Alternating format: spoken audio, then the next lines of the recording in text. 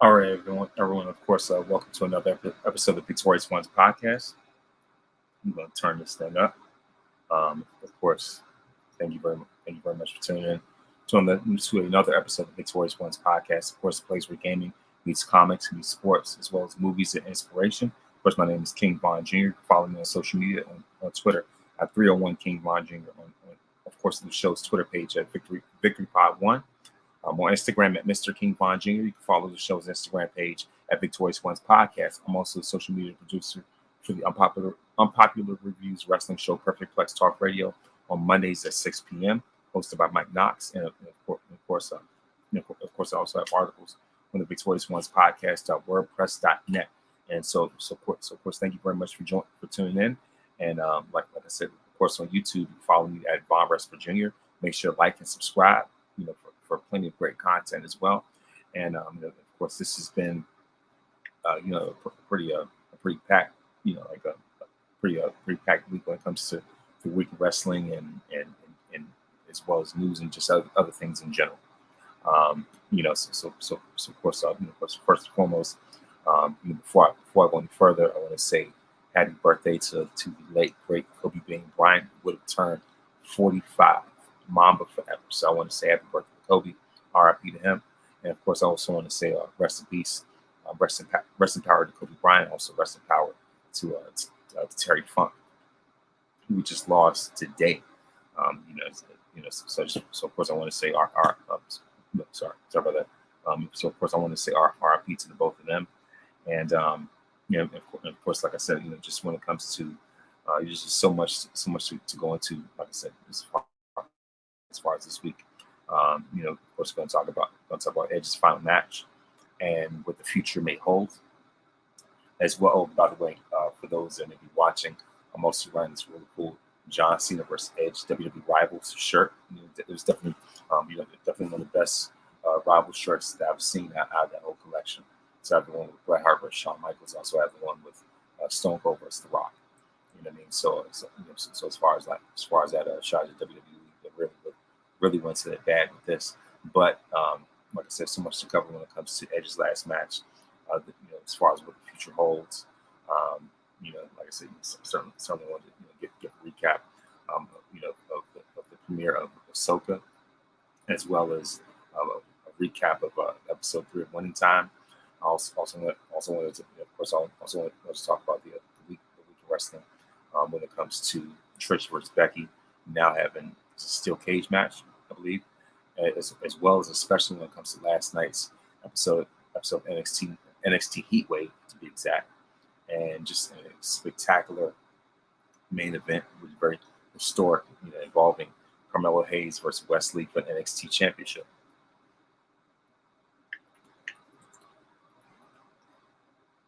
And of course, to cap things off, to top things off, of course, I want to at least like my main segments. I want to talk about Edge's my top 10 Edge matches of all time, as well as where I see him when it comes to wrestling history.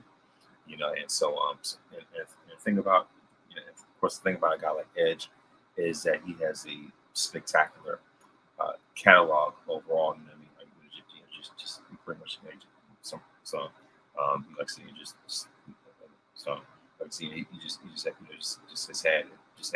has had like I seen an incredible catalog overall when it comes to matches, when it comes to moments, when it comes to like I said, just pretty much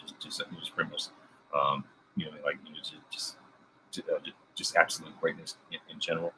And and just to it's like just to simplify a top 10 Edge match list of Edge matches, like I said, in and of itself, in and of itself, can be somewhat of a challenge. And but at the same time, I'm definitely willing to take that challenge. I'm definitely willing to take on that challenge head on, if you will. And so, like I said, I know it's definitely going to be amazing. And like I say, of course, as far as All right, so of course, I want to start off with this past Friday on SmackDown. So of course, this episode is pretty much gonna start with Edge and it's gonna end with Edge. So that's pretty much like the bookend, if you will. This past Friday on SmackDown, like I said, this past Friday on SmackDown, Bianca Belair and Charlotte Flair, defeated Damage Control, defeated Io Sky and Bailey, and of course, even though Bianca and Charlotte had won, but of course, Bianca was attacked with damage control, and come to find out, like I said, that was a way of writing Bianca off TV. I guess probably because of the reality show that her and Montez are about to have. I see whether the case may be when it comes to that. So for the time being, she's been written off of WWE television right now. You know what I mean? So as far as that, and also, like I said, the main attraction when it came to SmackDown was Edge's final match, especially when it comes to Toronto. Of course, his final opponent in Toronto was none other than Sheamus, and Sheamus is very significant when it comes to Edge's return, because of the fact that Sheamus is one of the guys that Edge actually trained with, like in order to get in shape, in order to prepare for his comeback. Like I said, Sheamus along with FTR, who at that time who in WWE was known as the Revival, and so those guys were very instrumental when it came to Edge's comeback, when it came to just him coming back, and really just the best shape they could possibly be in. And so those guys are very instrumental when it came to sort of that I guess you could say sort of renaissance, if you will. Yeah, at least for rejuvenation in Edge, and so of course because of that, so Edge has had an incredible 3-year comeback, and so of course he was able to check off so many different names that I guess were on his bucket list when it comes to who we want to face.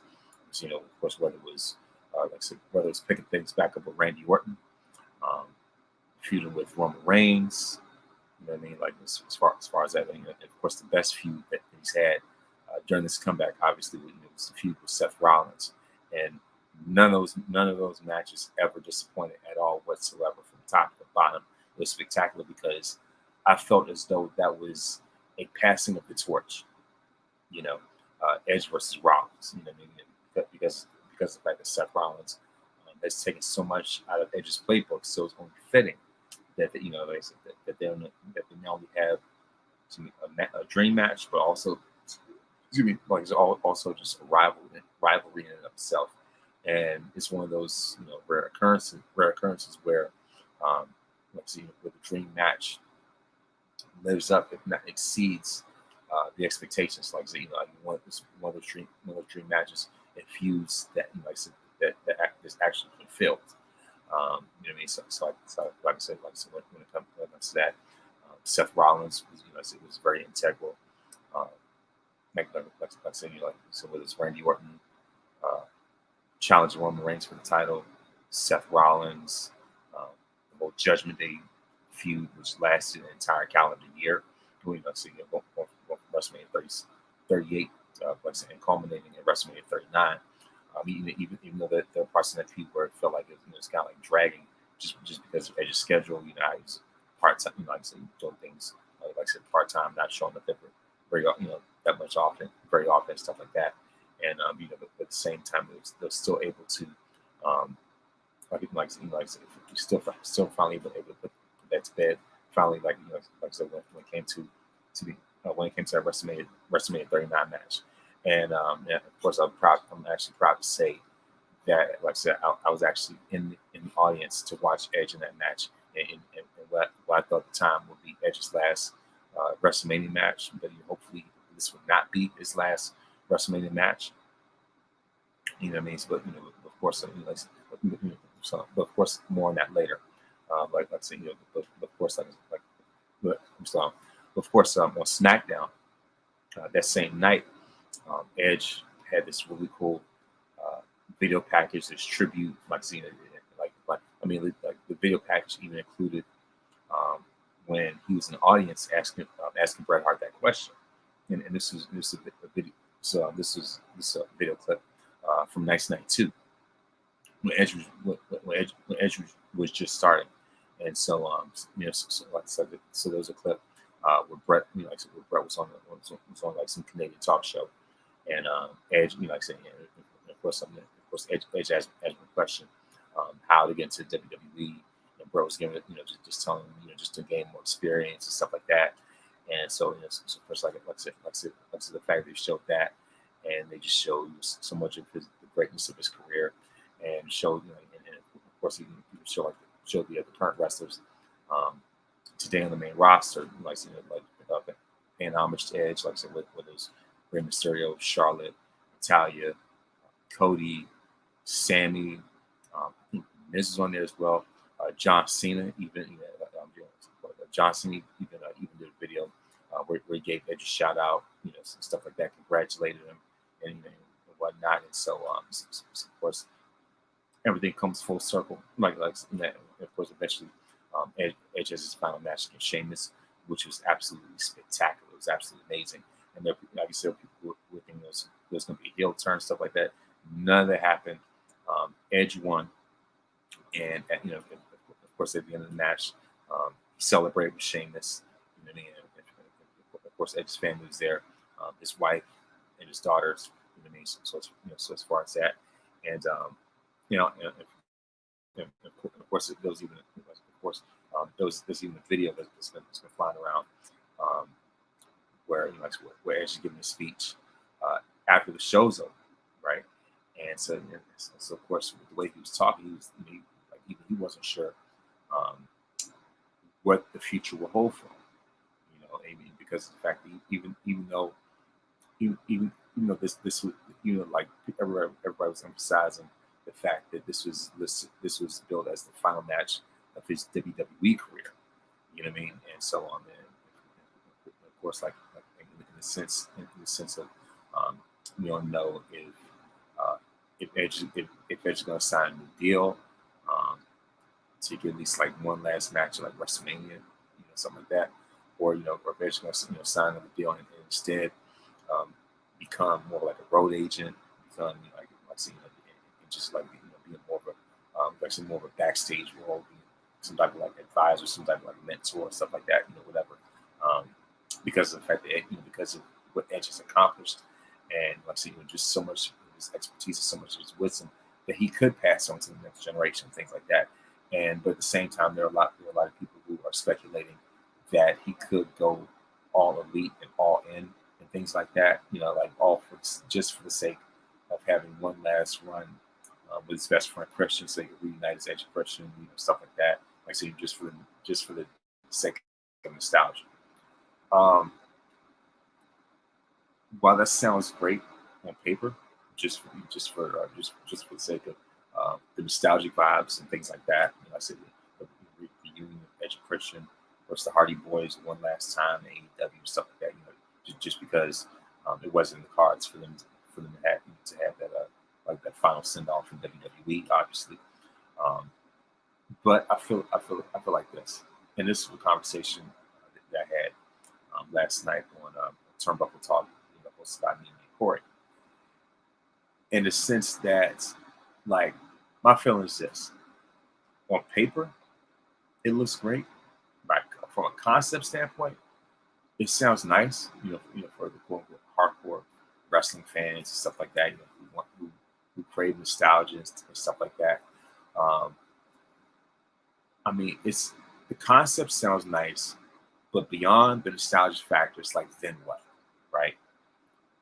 Whereas AEW compared to WWE when it comes to like how they handle legends and for me, like when it comes to other stuff like that, once you get past, like I said, the nostalgia phase, it's just like, what else do you really have to offer?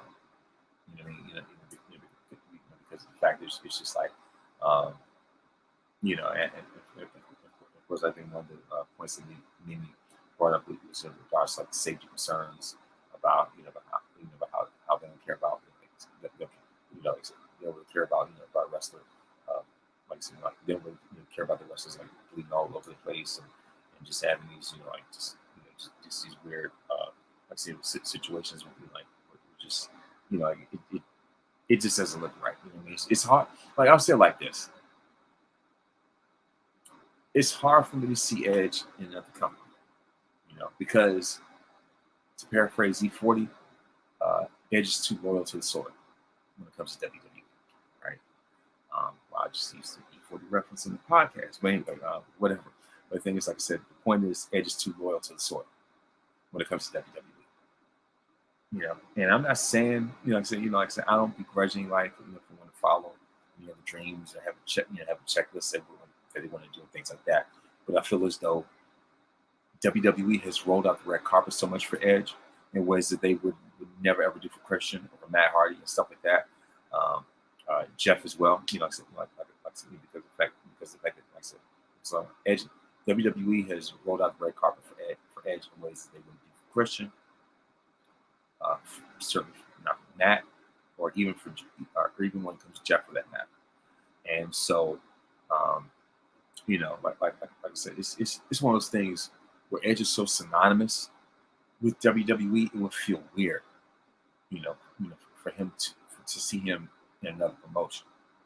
Even though it could be like one or two last matches and stuff like that, but still, I feel as though someone of Edge's caliber, of Edge's pedigree, is more deserving than to have his final match in another company. This is not me on the shade of begrudging AEW or anything like that, of course, especially considering they have Chris Jericho over there. But at the same time, Edge has more affiliation with WWE, than Jericho does, because of the fact that prior to joining WWE, Jericho wrestled all over the world, and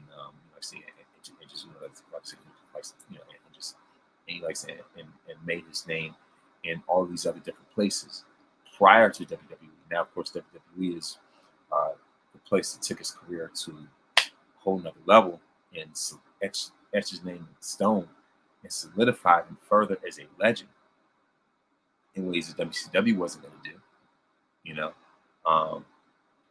but I guess with Jericho, he's one of those guys that that just wants to explore. You know what I mean? And that's pretty obvious by the fact that he's in a rival company. But like I said, even though it's too soon for me to say that right now, but like the thing about it is that when it comes to that type of just undying allegiance, like being just constant like WWE, it's constant synonymous with WWE, right? I look at Edge the way that I look at Undertaker, Shawn Michaels, John Cena, Randy Orton, Stone Cold, The Rock, guys that are so embedded into that WWE brand that it just feels weird to see them anywhere else, right? Edge in AEW is almost like Shaq with like the Cavs or something, Jordan with the Wizards, Hakeem with Toronto and stuff like that. You know what I mean? Like it just doesn't feel right. It would be like John Cena going to AEW. It would be like Randy Orton going to AEW. Like that's not the type of thing that that you can really fathom or even wrap your brain around. You know what I mean? Even just for a match or two. Like if I want an Edge Christian reunion, I will wait for the Hall of Fame. I'll wait until the time comes for both of them to go into the Hall of Fame together as a tag team. I'm good on that. My thing is, like I said, considering Edge's resume, like I said, just his importance to WWE, how he made his debut as a product of the Attitude Era. Like I said, ever since he was a member of the Brood, to Edge and Christian, like seeing of course, mentioned going to like Ruthless Aggression, like, as far as like Radar Superstar and so on and so forth, everything like that. It's just like Edge has more of a tie to WWE than the rest of his peers, right? And so, like I said, the thing about it is, of course, like I said, I'm not telling anybody, what to do with the rest of their career or anything like that. But it's just, like I said, like I said, it's like seeing seeing a certain like a legendary player um, in a different uniform that's just like uncharacteristic. You know what I mean? It's just like seeing Jerry Rice wearing the Seahawks um, uniform, right? Or like not just Seahawks, but not just Seahawks, but even to a certain extent, even with the Raiders or whatever. But like, especially with stuff. The point is, it's just like I said, seeing Jerry Rice outside of the 49ers uniform, like that eventually he's going to get a touchdown, but it's not going to be as frequent, as before. So even though this is Edge's last go around, I feel as though um, he should have more of like a hero's send off, and what better way of a hero send off than WrestleMania 40? And for me, I would say that the best opponent for him to have when it comes to WrestleMania 40, at this point, there's nobody else better than John Cena, because simply because of the fact that obviously the rival is Cena's like Cena's quintessential rival. I would say that John Cena's Edge's greatest rival. Like, as far as that. And it's especially considering the fact that this with this strike going on, it's like there's nothing else for Cena to really do right now. It's said like that, but it's just like there's nobody more suitable for Edge to have a final match with John Cena, because of the fact that they never ever had a standard one-on-one WrestleMania match together.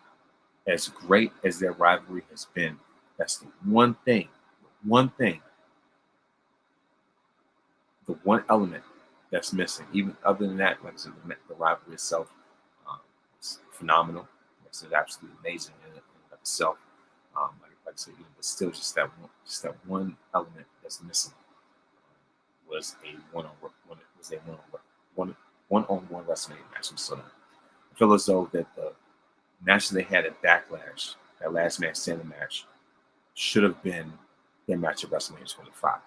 Instead of that thrown together triple threat, including Big Show. Even though Cena had that moment where we gave both of them the attitude adjustment, like power on top of each other. But still, I feel as though that they could have had that match at Backlash at WrestleMania. And so, like I said, at least in my estimation, I would say that I would much rather like to see. Sorry about that. Like I said, for me, I would much rather see a guy of Edge's caliber close out his career in WWE. Like I said, and just like, and the thing about it is just look at his resume, look at his importance, look how influential he was. Like when it comes to the money in the bank ladder match, he was the first one to win the briefcase, which meant he was the first one to cash it in. Look who we cashed in on, John Cena. And so of course that blazed a trail for so many others. And all the way down to Seth Rollins himself, who had the ultimate cash in at WrestleMania 31. So as far as like I said, just influential, impactful. Edge and Christian, one of the greatest tag teams of all time. Edge would because of the fact that Edge was a pioneer when it comes to the TLC matches. And just just so much of his imprint on just WWE history, right? And because of the fact he's one of the quintessential heels like ever, So it's just like his mark on that company and just in wrestling itself cannot be replaced. It cannot be denied. And later on, I'm definitely going to go into my top 10 edge matches. And it's, like I said, it's certainly not a walk in the park. It can be some of a doozy in and of itself.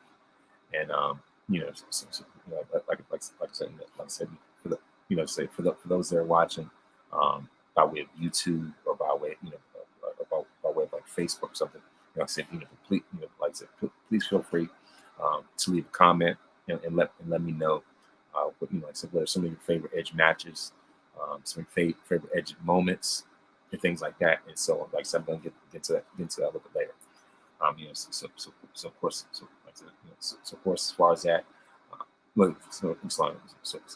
so as far as that, um, I briefly want to get into briefly want to do a recap of the premiere of Ahsoka.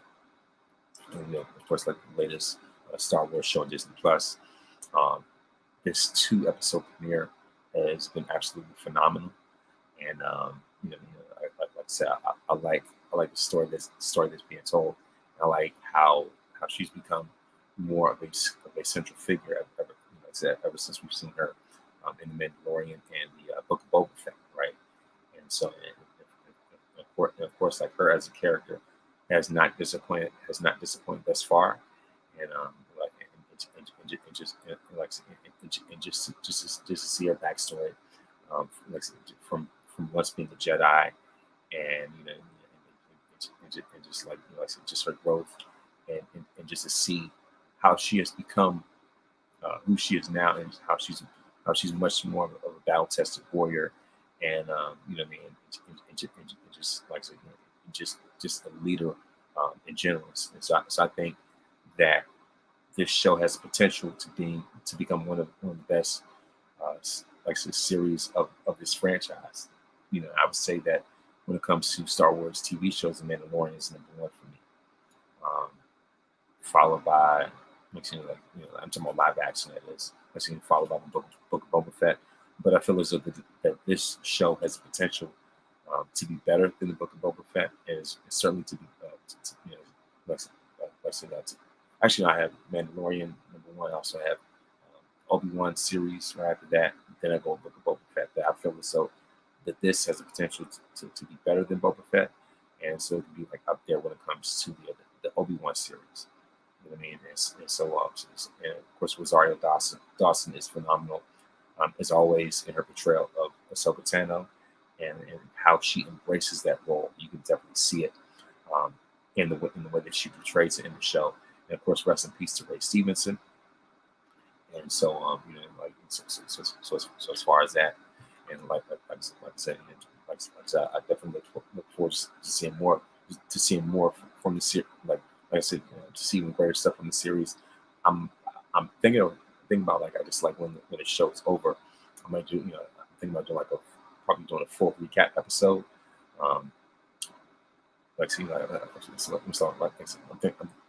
I'm possibly thinking I'm entertaining the idea of doing an episode where I'm just doing just exclusively a full recap of the series.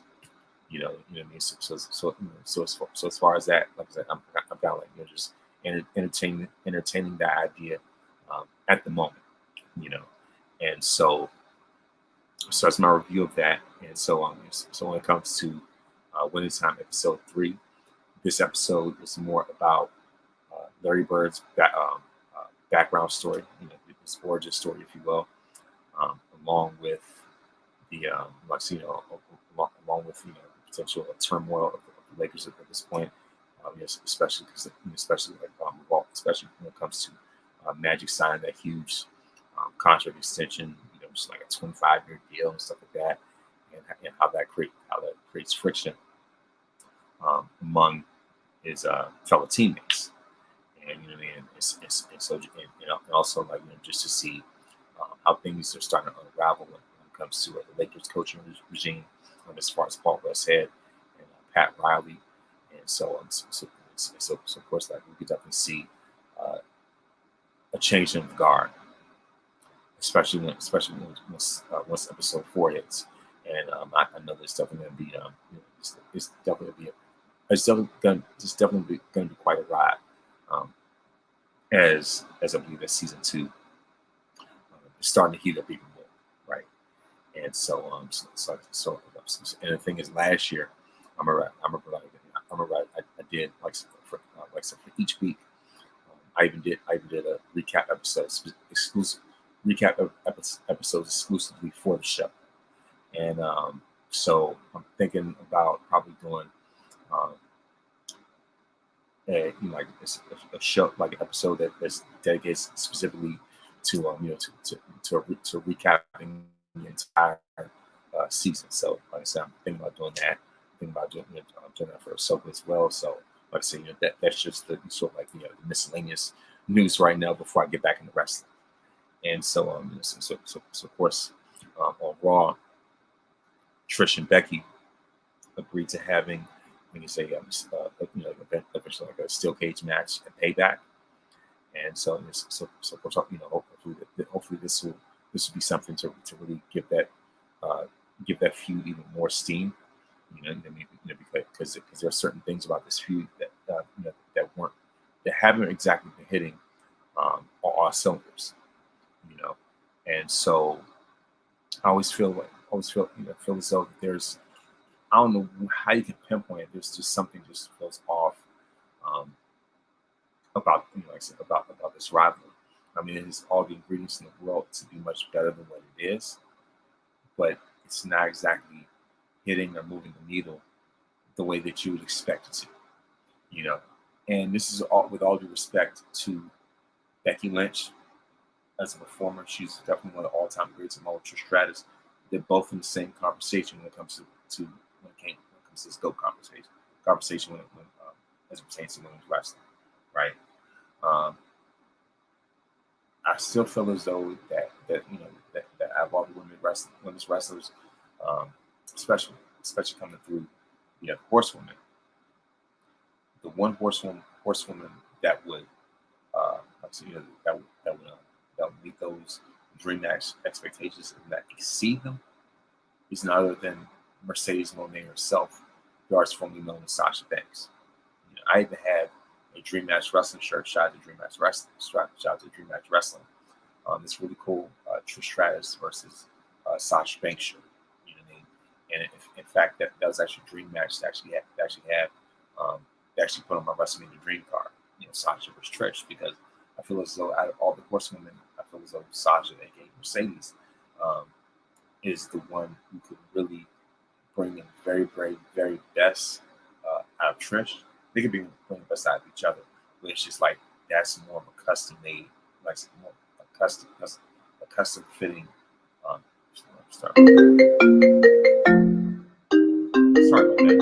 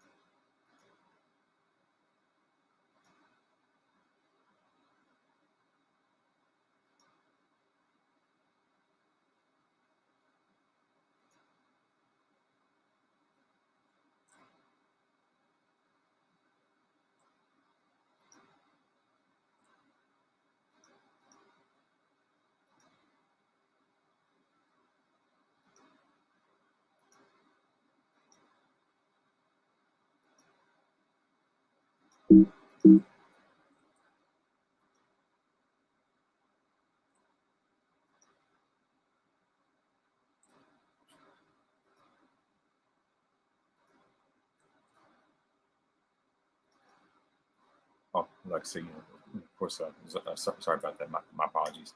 I got a, like I said, my apologies for that. But yeah, of course, the computer was kind of acting up a little bit. But yeah, like I said, in regards to, when it comes to, when it comes to the greatest sportswoman, like I said, that could really sort of like bring the best out of Trish, if you will. I feel as though that the out of the horsewoman, the one that could give her the best dynamic, give her the best chemistry, would be none other than Sasha Banks herself, aka now known as Mercedes. But of course, we all know how that turned out, whatever. You know what I mean? But like the thing about it is that it's just like um, there's so much more, that this feud could really tap into, even though for one, it's certainly giving Zoe Stark even more exposure. You know what I mean? And so at least, so I'm sorry, like at least I will say that.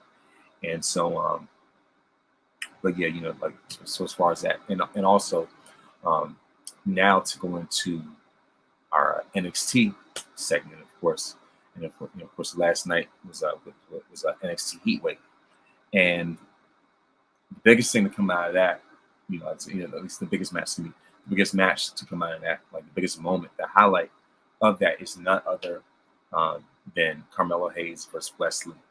And it's just very historic because of the fact that I think it's the first time that we've seen, I think it's the first time that we have seen two black wrestlers compete for the NXT Championship. You know, and so of course either way, um, a black guy was gonna walk out as the NXT champion. So, and of course, congratulations to Carmelo Hayes for still, for retaining the NXT championship. And I feel as though um, Melo versus Wesley has the potential to be the NXT version of HBK versus Brett. You know, and also I like how I like the fact that um, Heatwave started Heatwave started with Trick and it ended with Melo. And sorry about that. Mm-hmm. But yeah, like I said, crazy. But yeah, but of course, of course, like I said, I like how Heatwave, so I like the fact that Heatwave started out Trick and ended with Melo, and I like that. I like the backstage segment um, where they hinted at Trick wanting to challenge Melo for the NXT Championship. Not so much. Sorry about that. Not like it was not so much in the sense of wanting to betray Carmelo, but just letting him know that I want to be my own man. I want to be my own star. You know what I mean? I don't want to be known as being someone that's in your shadow. So that's what I'm getting out of it. Not so much of a backstab, not so much of a betrayal, because of the fact that the New Day created a new blueprint, to show that, the teams, the factions don't have to turn on each other. They don't have to turn on each other in order for the guys that are in the group to be great. Especially when it comes to black men. New Day great blueprint that black men do not have to turn on each other, even in wrestling. And so I would hope that Trick and Melo take notes from that. I would hope that, somewhere down the line, the Street Profits will take notes from that as well.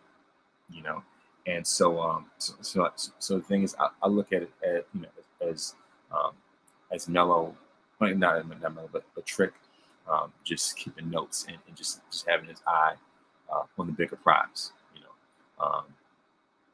Still, just still having the bond, still being brothers and stuff like that. But at the same time, without it having been a nasty break or anything like that. You know what I mean? So I feel as though that there's a way that they can do that. And but the match in of itself was absolutely spectacular. Carmelo Hayes once again continues to show why he is him. Why he is the real deal. Why he is the one that is meant to carry this NXT brand, to carry, to carry the NXT Championship, the brand in of itself, to be the franchise, to be the one, to be the one to carry this, to carry this title and this brand into a whole new direction, like a whole different direction, and things like that, and just to carry the ball as far as he can. You know what I mean? And I think he's doing a great job with it. See, ever since WrestleMania weekend, ever since NXT Stand and Deliver, I feel as though that Melo has shown time and time again that he is box office when it comes to NXT. And and he's shown more and more that he has earned that endorsement of Shawn Michaels, and Shawn has spectacular eye for talent, and the way that he is developing these stars under this NXT umbrella is a testament to his evaluation skills. And for him to invest so much in Melo, and you could tell that Carmelo is definitely from the HBK learning tree. You know what I mean? Like, when it comes to how he performs in the ring, how he carries himself, I'm like, yeah, this stuff. Like I say, if there's anybody that could carry the mark of Black HBK, it's Carmelo, without question. And he's shown more and more, time and time again, why he is the most improved player when it comes to the BRP 50. He went from number 6, now he's number 2 on that list, right behind Bianca. And so it's like I said, Carmelo is, it's always going to be the MVP when it comes to NXT. So now, so now it's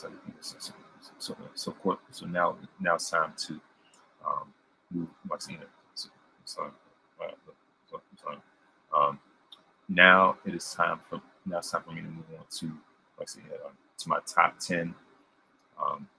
So now it's time for me to move into my top 10 edge matches of all time. And of course, like I said before, coming up with the top 10 greatest edge matches in and of itself, certainly was no walk in the park. I can tell if it was a bigger challenge than coming up with a top 10 list of Shawn Michaels matches, because that in and of itself was a wrestling match in itself. Same with coming up with top 10 Undertaker matches.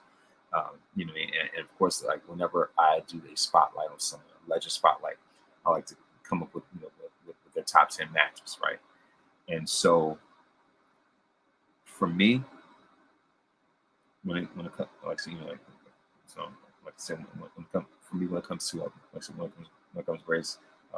greatest edge matches, I would say number 10. It's going to be a wild card.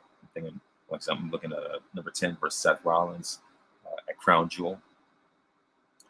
Number 9, Backlash 2007, the Fatal 4-Way, with him versus Randy Orton versus Shawn Michaels versus John Cena. Versus John Cena. With him versus Orton versus Shawn Michaels versus John Cena. For the WWE Championship. Then at number 8, I have his WrestleMania 24 match with The Undertaker. And the reason why I have it there is just because I just want to create some type of variety, because I had the other Undertaker match on this list as well. Number 7, I have to go with and actually, you know what?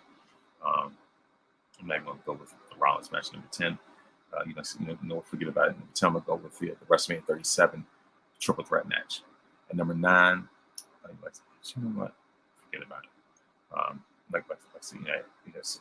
Number 10, I have WrestleMania 37 triple threat match. Number 9, Backlash 2007 for the 4-way. Number 8, WrestleMania 24 versus The Undertaker. Number 7, I'm going to go with WrestleMania 21, the Money in the Bank ladder match, which he won to become the number 1 contender, for the WWE Championship. Number 6, I'm going to go with his match with John Cena at Backlash 2009, that Last Man Standing match. At number 5, I'm going to go with his WrestleMania 22 match versus Mick Foley, where they absolutely tore the house down. Might as well burn the house down. With the way that match was going. That's number 5 match. Number 4, I'm going to go with his SummerSlam 2008 match with The Undertaker, the Hell in a Cell match. Number 3, I'm going to go with the TLC match with John Cena, Unforgiven. Number 2, I'm going to go with WrestleMania 2000, and then actually, you know what? Forget about it. Actually, number 3, I'm going to have WrestleMania 2000 Number 2, I'm going to go with Unforgiven match versus John Cena, TLC match. And then number 1, I'm going with TLC 2. So, so as far as that's like number 1, I have TLC 2. Number 2, I have Unforgiven versus Cena, the TLC match in Toronto. Of course, number 3, I have WrestleMania 2000. Number 4, Hell in a Cell versus Undertaker at SummerSlam 2008. Number 5, the Hardcore match with Mick Foley at WrestleMania 22. Number 6, Last Man Standing versus Cena at Backlash. Number 7, at WrestleMania 21, Money in the Bank match. Number 8, WrestleMania 24 versus The Undertaker. Number 9, Backlash 2007. And number 10, the WrestleMania 37 Triple Threat match with Roman Reigns and Daniel Bryan. So those are my top 10 Edge matches of all time. Now, when it comes to where I rank Edge on an all-time scale,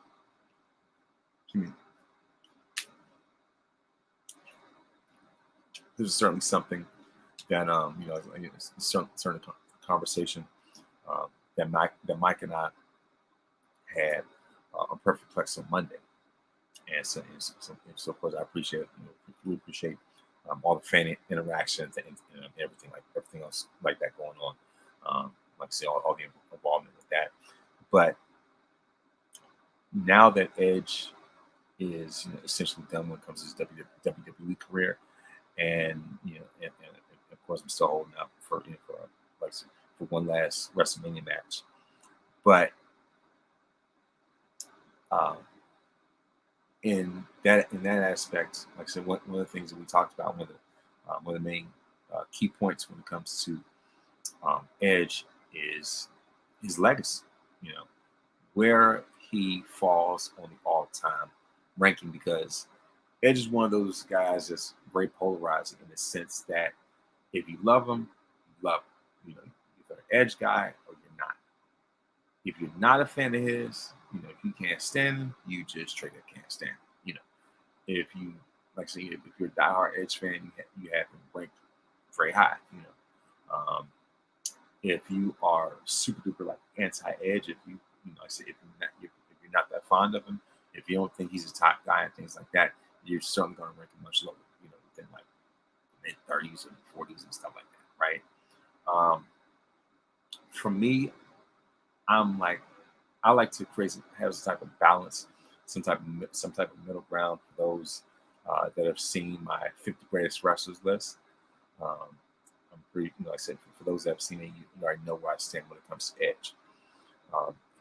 And the thing is, I wrestled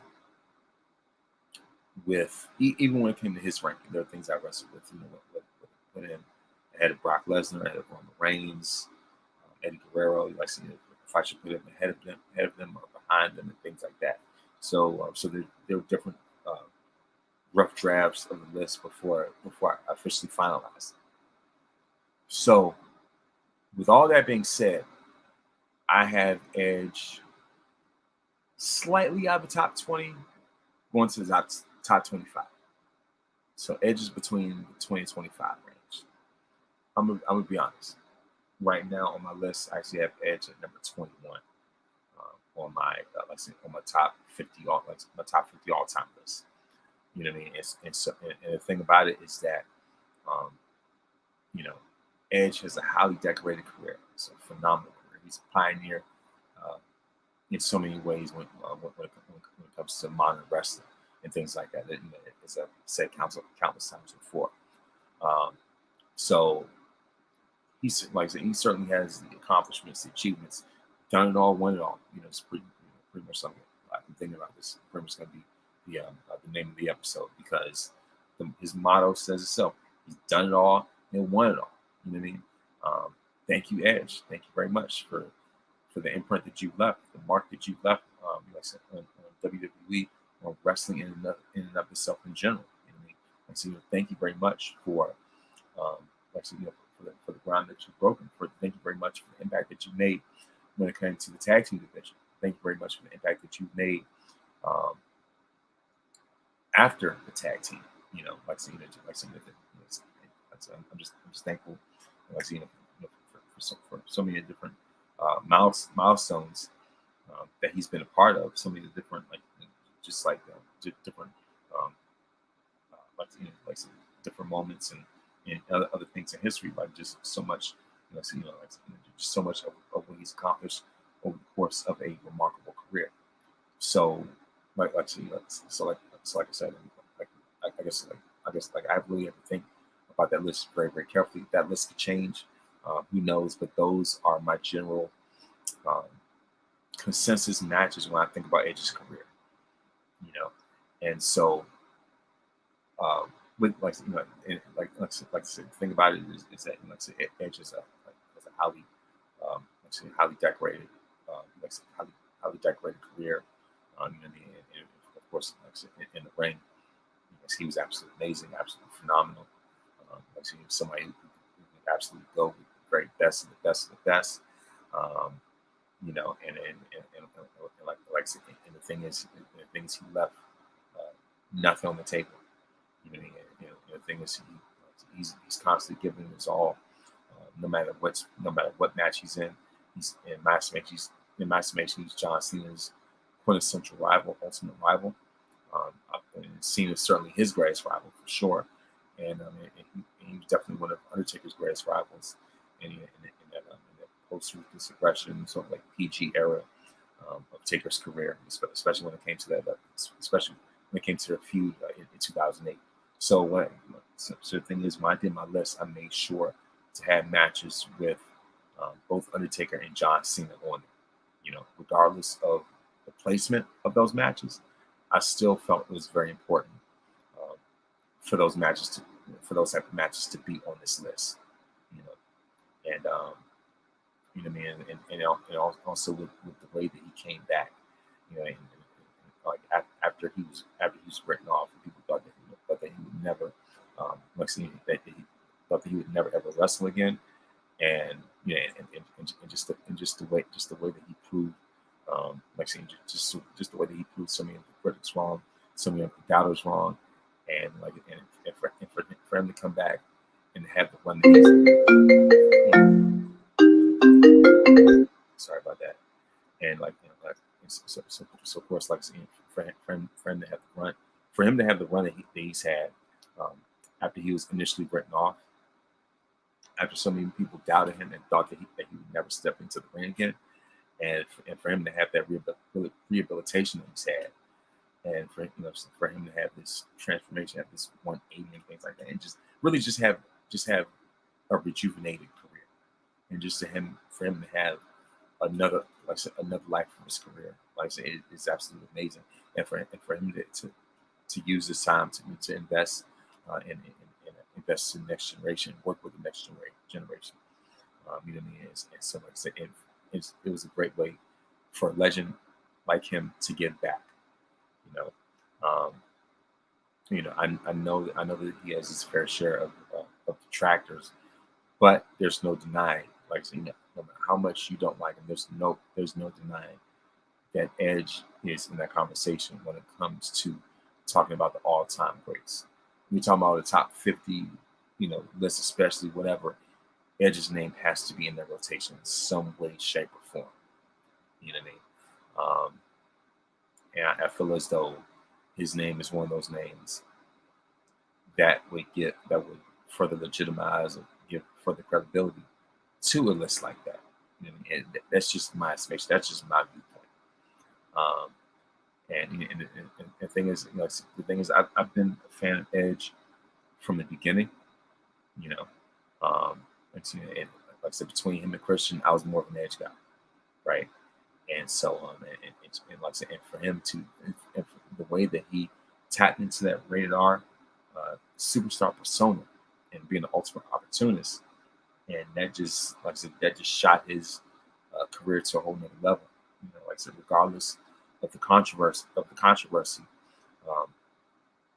that like I said, that kickstarted that whole thing, but like I said, the aftermath of it, like the results speak for themselves. So like I said, of course, Edge is a certified legend. As he said it before, done it all, won it all. Like I said, absolutely one of the all-time best of the best. Like I said, that this industry has to offer. And so, I said, once again, I said, just for the sake of closing out the show, thank you, Edge. You know what I mean? The Radar Superstar, Mr. You Think You Know Me. On this day, I see clearly everything has come to light. Thank you very much for watching. And like I said, thank you very much for watching, and have a great and exceptional